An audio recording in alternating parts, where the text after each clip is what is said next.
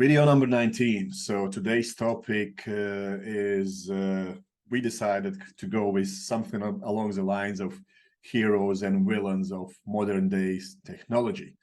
So we're going to tap into most used stuff. Obviously, there are so many things that we could look into, but most popular being Oura Ring or Whoop Band. So my fat fingers, this is the biggest size, by the way. I need to wear it. Oura Ring, Whoop Band, red light therapy, or something along those lines. And if we'll have enough time, get into cold exposure. So what would you say is good about humans being so advanced in technology? And what are probably things that interfere with us being healthiest, best versions of ourselves? Yeah, well, I mean, I think the biggest thing is that we have an awesome brain, right? We have an awesome brain that's allowed us to leap, make lots of progress in the realms of like technology and facilitating just comfort, right? Like that's like the major thing, especially in first world countries. Most of us live in complete comfort. There's very little discomfort that we're exposed to that we don't actively choose. That includes things like having some kind of disease state or a so-called disease state, diabetes, cardiovascular, like some of that stuff, almost all of it is influenced by behavior of just convenience and advanced technology. So there are good things to this, right? Like everybody's like, oh, technology is killing us and it's going to do, there's good things about technology as well.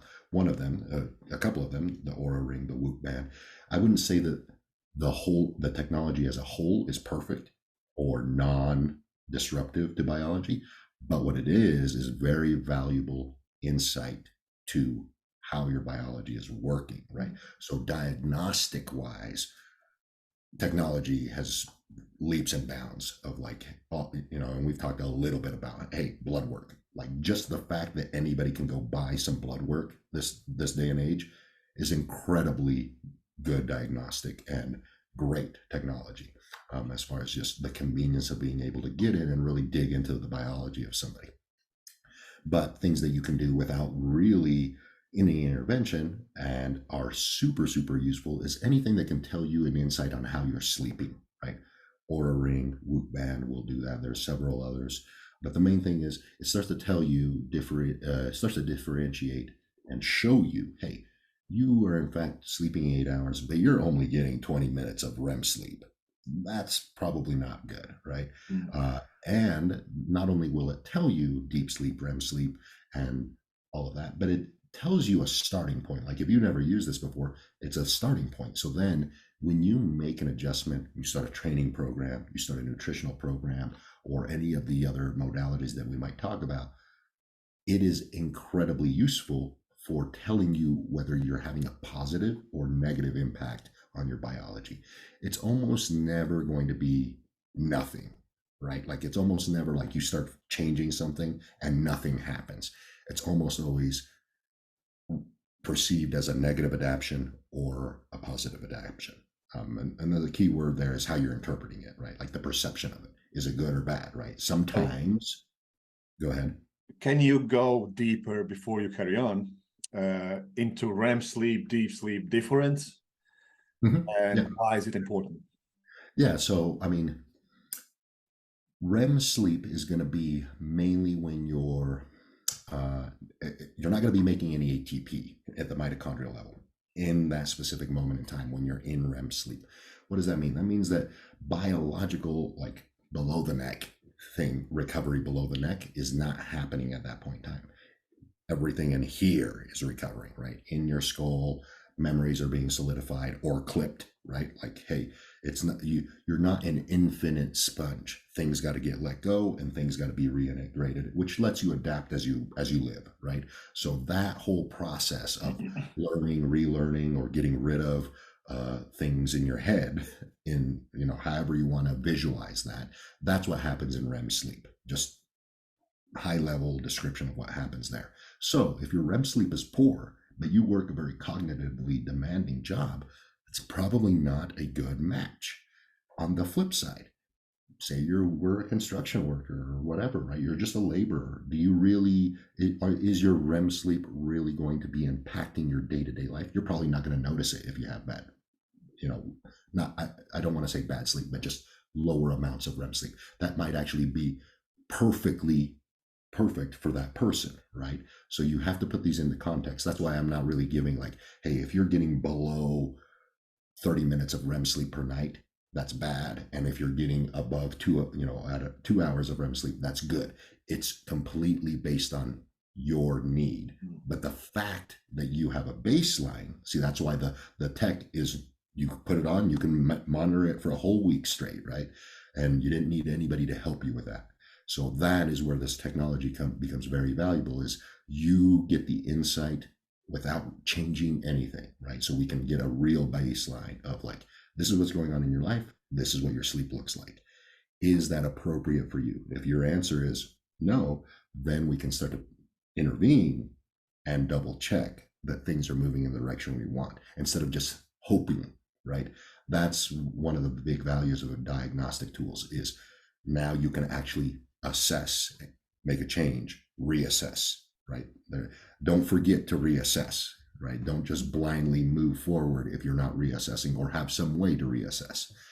We do this all the time in training, right? Like that's the whole point of having a training program, is that some of this stuff should be repeatable and you should be able to see successes, right? Same thing with like actually having a food diary, things of that nature, right? It's no different. And then how about the deep sleep? Yeah, the deep sleep. So that's going to be where things below the neck get recovered, right? So sleep in general, like just light sleep, there are definitely benefits to that, but it's not going to be the deep regenerative type sleep that you need. So, for example, if you're an athlete, right, or you're somebody that's very physically active, but you're getting very little deep sleep, you're just getting a lot of light sleep, you're probably not recovering physically as well as you could, right? And so you can make adaptations to do that. Now, does that mean that you can control, hey, this particular protocol is going to increase REM sleep, or this particular protocol is going to increase deep sleep? You don't really have a say in that, because your body dictates, hey, at the end of the day, when this guy's falling asleep, it does an assessment of how much needs to be reconstructed here and how much needs to be reconstructed here. And then that starts to affect your sleep cycles, because it's not like one big long sleep. It's a sleep cycle, and there's usually 3 to 4 of them. And the ratio of, hey, deep sleep, REM sleep, and then coming back out is dictated by the assessment that your body made. That's very important to understand. Your body's making this assessment. Now, think of it kind of like a warehouse manager. Is the warehouse manager going to be very good at assessing the damage or disruption in the warehouse if he does it in the middle of the shift? Probably not, right? Because there's still going to be things that happen, and there's still going to be things that leave and come. So it's not a very good time to make an assessment. You do it at the end of the day or at the end of the shift, right? Like that's pretty common sense if you're running a business, right? So your body's no different. How does it know when to make the assessment? That is part of training your circadian rhythm. Because if it doesn't ever know when you're going to sleep very accurately, then it's not ever going to really do a perfect accounting of what went on during the day. The better it does at accounting, the better it does at restoration or keeping things running correctly. So when we go into Oura rings or Whoop bands and whatnot, they obviously do a lot of other things. They track your resting heart rate, which is extremely like off. Yeah, and that's exactly what I was going to say. The other things that they do, they're just not accurate enough to really be like, yes, that's a useful information. You can only dictate trends, right? Does your heart rate go up? Does your heart rate go down? The numbers themselves start to mean less with those types, because the technology is just not that good to be that accurate. Yeah. So my personal preference for resting heart rate, I usually tell everyone I work with, get your resting heart rate from blood pressure monitors that you do at least once a week. Yes. Yeah, that's the more accurate and correct answer. You don't want to base your actual heart rate on an Aura ring because it's just not going to be very accurate at all. Now, heart rate, I put it depends on what you're trying to do, right? Again, all of these things can be reassessment tools depending on what you're trying to do. If you're already a very fit person, I care very little about the number. I care about, does it go up or does it go down? Because most likely, if you're very fit, your heart rate's very static. In other words, you can tell me, hey, my heart rate is normally resting at 55. And when we see a deviation from that, we usually see a physical manifestation from that. People that are just getting into this, it's even worse, right? Like their heart rate can be high and low and all over the place because their body's still trying to adapt to the changes we're trying to stimulate. The fact that it moves up and down is a good marker. I like blood pressure better, just like you stated. I like blood pressure over heart rate just because we can do it in a repetitive manner with the same device that's going to be pretty accurate at the same time of day, on the same time of the week, etc. It makes it much better for seeing a trend of fitness going up or fitness not improving, right? So I like blood pressure better than heart rate. Heart rate's just easy, right? But blood pressure is not that much harder, right? Again, technology has made that incredibly beneficial for everybody. It costs you less than $30 if for a decent one. For a really good one, it's less than $60 for anybody on the planet to be able to test their blood pressure. So again, that's a plus sign on the technology side.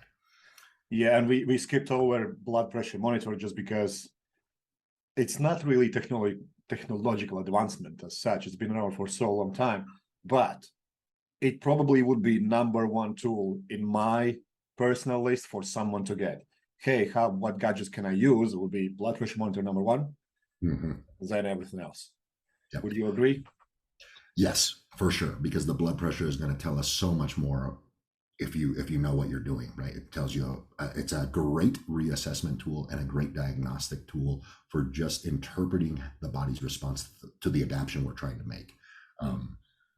And then the next best thing that I would say would be an Aura ring, or it doesn't even have to go that far, just generally asking people how they sleep, right? So anything that gives you some insight into sleep, and it can be just as simple as, hey, how many hours did I sleep? Did I dream? Did I not dream? Did I wake up with an erection or not? You know, I'm not trying to be crude. Those types of things are very repetitive and very easy to track just as you wake up. You wake up and you're like, oh, I slept like crap. You know that.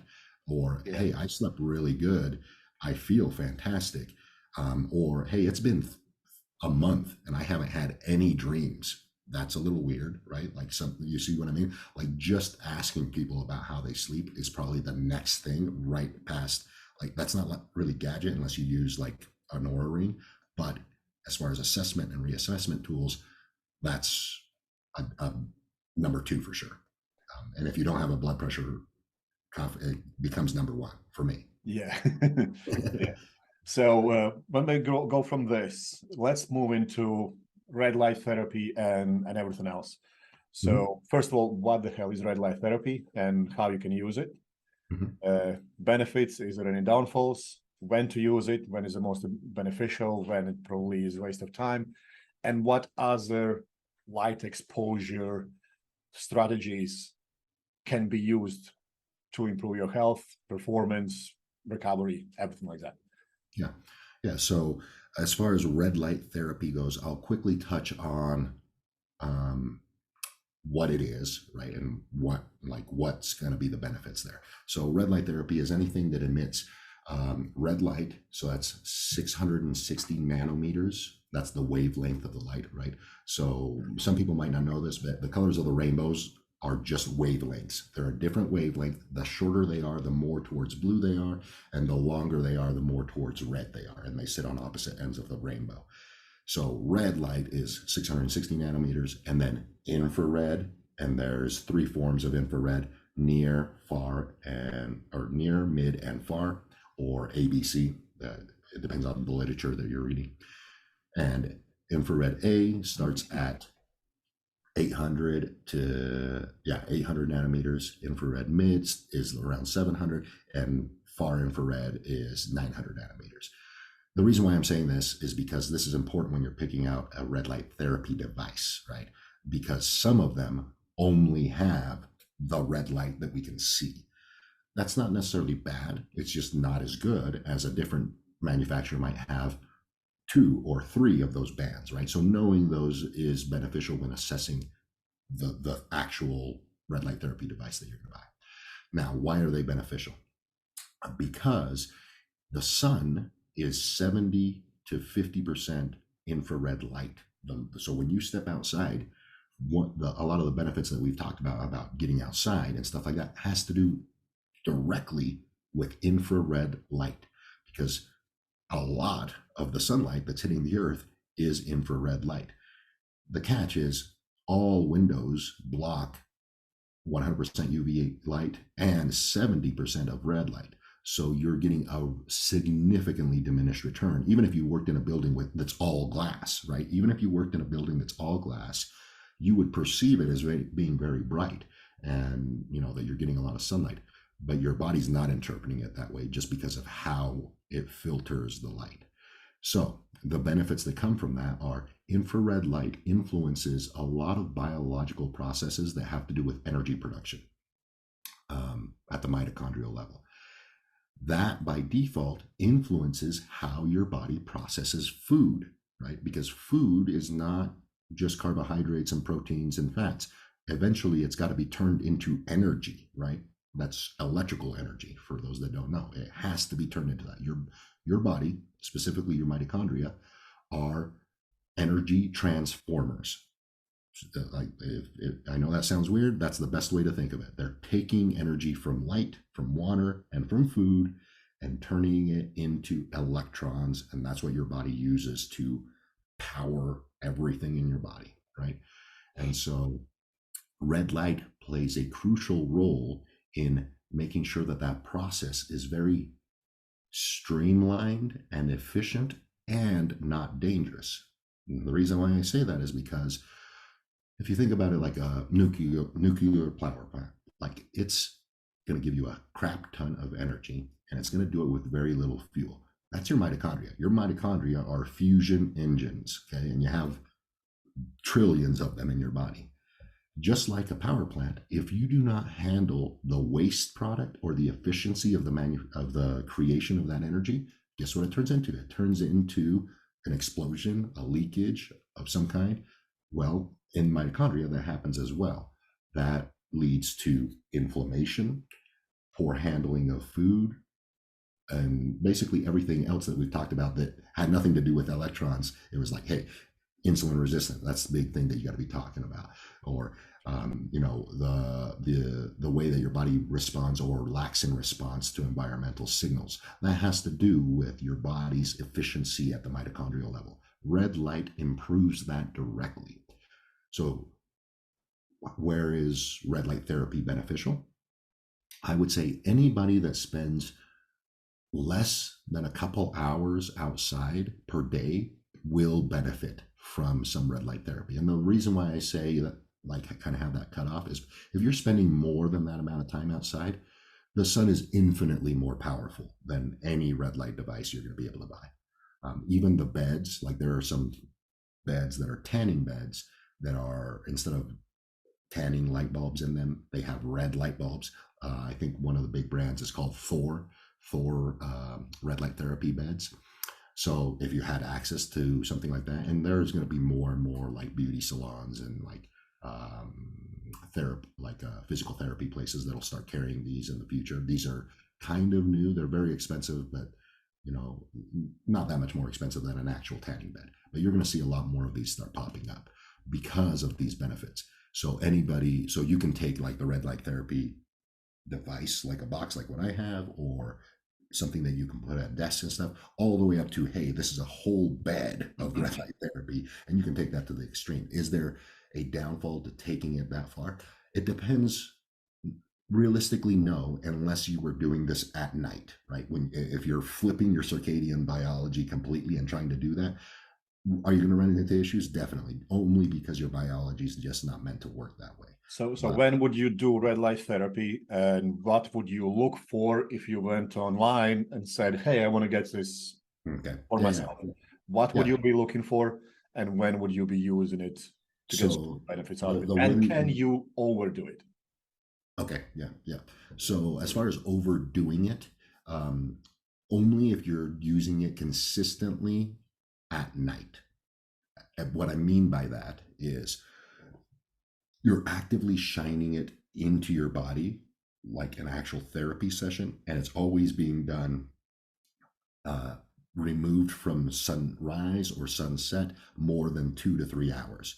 So, in other words, if you're working shift work or if you're working night jobs and you're basically awake during the night, that's probably not a great time to start using therapy in the sense of like shining it directly at you. Using red light as a lighting device, right? Like to light your house and stuff like that, that becomes much, much less problematic because it's not actually interacting with the internals of your body. And I'll describe why. Red light, the kind you can see, doesn't penetrate your skin very much, only like the subcutaneous layer. Infrared, mid infrared, and far infrared penetrate up to 30 centimeters into your body, right? And so, yeah, that's quite a bit.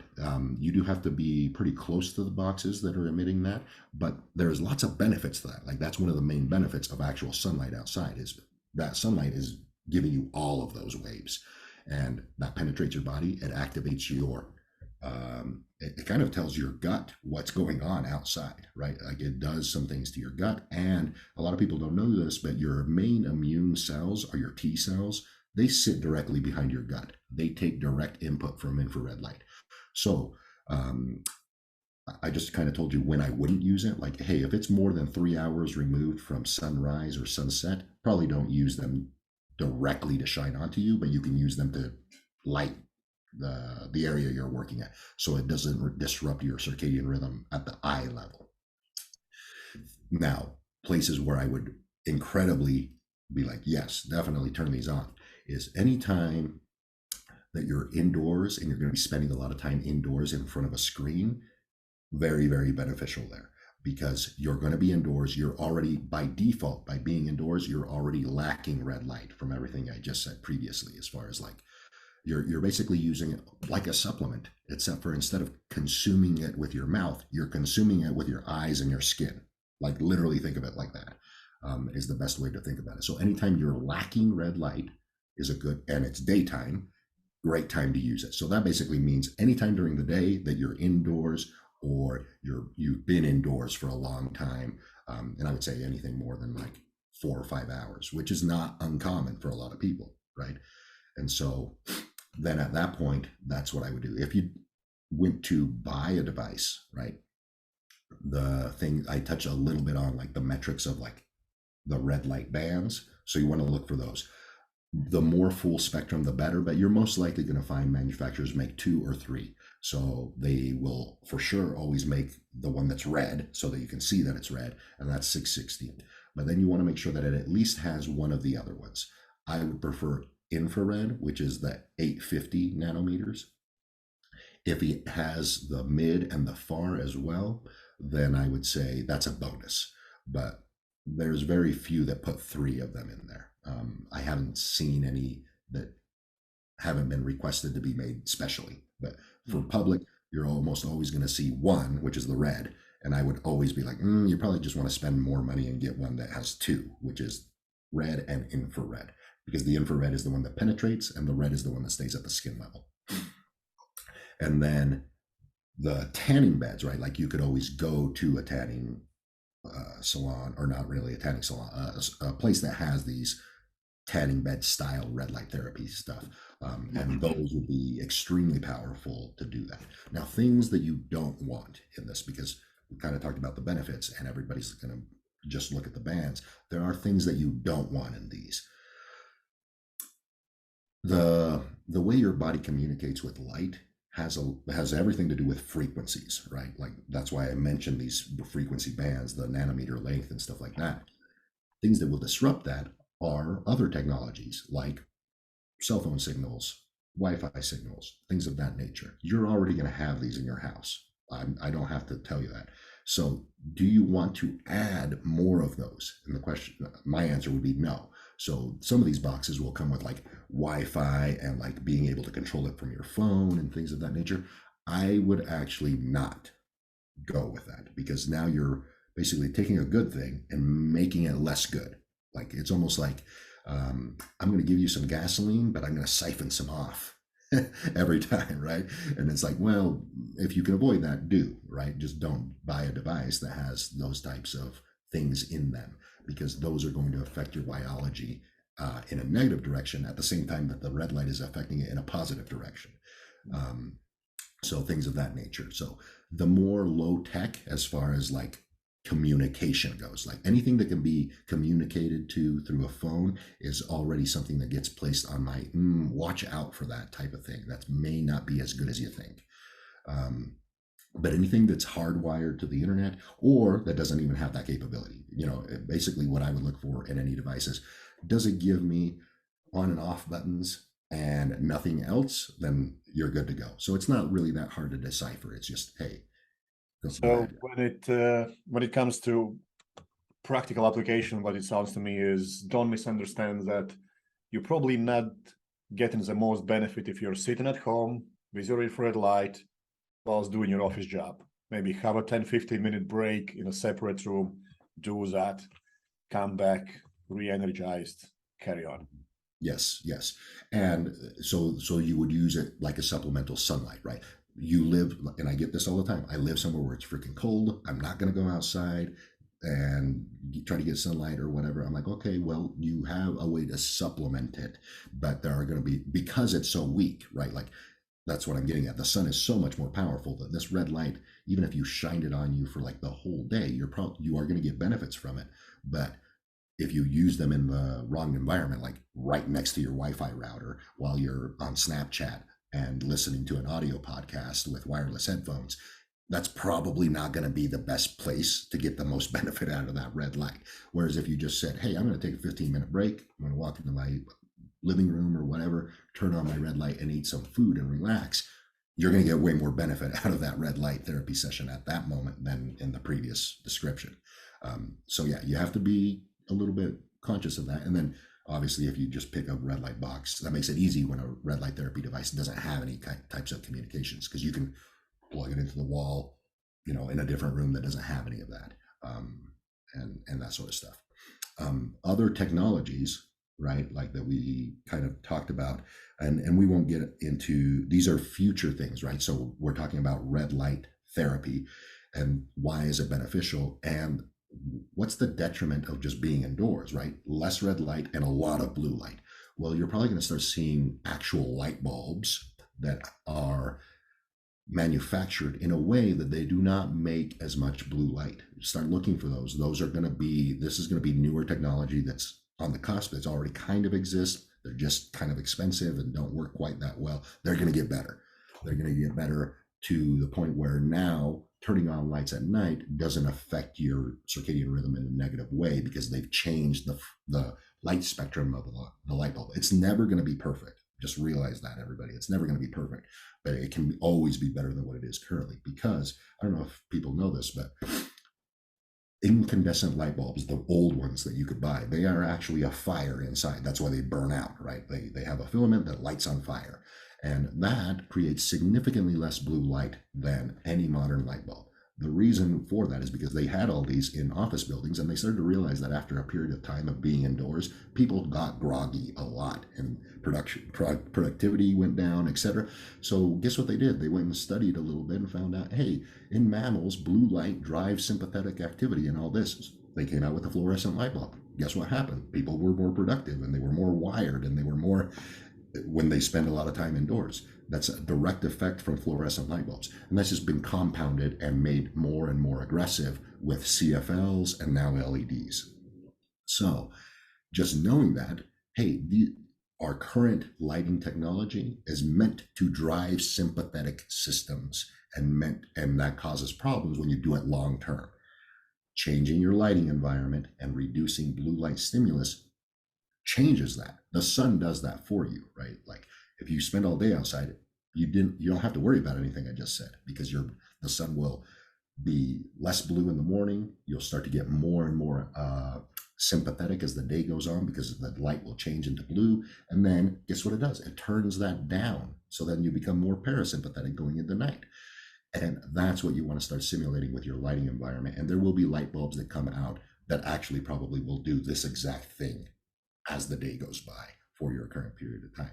So things you'll want to watch out for in the future, as far as like, hey, lighting is important, and it is extremely crucial to just be aware of that. Now, in the meantime, what can you do? Things of that nature.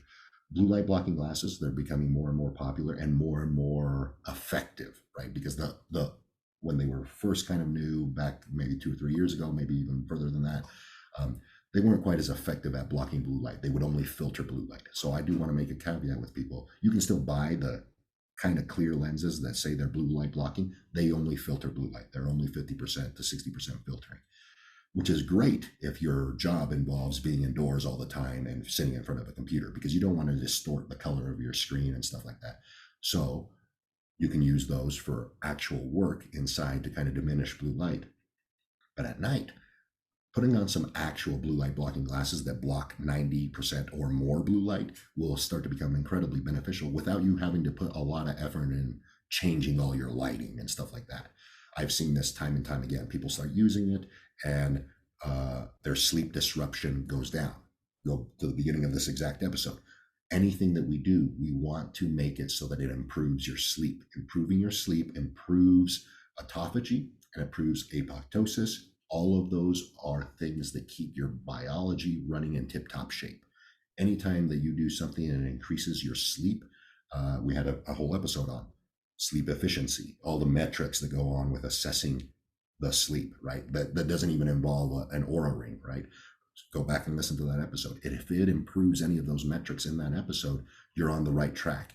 This is one of those things. Blue light blocking glasses, changing the lighting environment at night, starts to do that big time. No, I think we'll round up on just these two today. But Yeah. I think it's extremely powerful that people have access to all these things, and pretty much anyone can afford it. If you can afford phone, you can afford those. That's as simple as it is. Yeah. Especially when people are paying $1,000 or more for a iPhone. Yeah, and it's just finding what to actually use it for, instead of, let's say, get an Oura ring and start tracking your resting heart rate and steps. It's not going to do that very precise, and you're not going to really benefit from tracking that thing on this specific tool, because it's not precise as well. Yeah. So And even more, okay, if you go right to tracking your steps and tracking your heart rate, but you skip the whole sleep thing that we just talked about, you're missing a big diagnostic tool that you want to probably, almost everybody can be helped by improving their sleep. Like even myself, I do not have perfect sleep. In modern world humans, we don't have perfect sleep.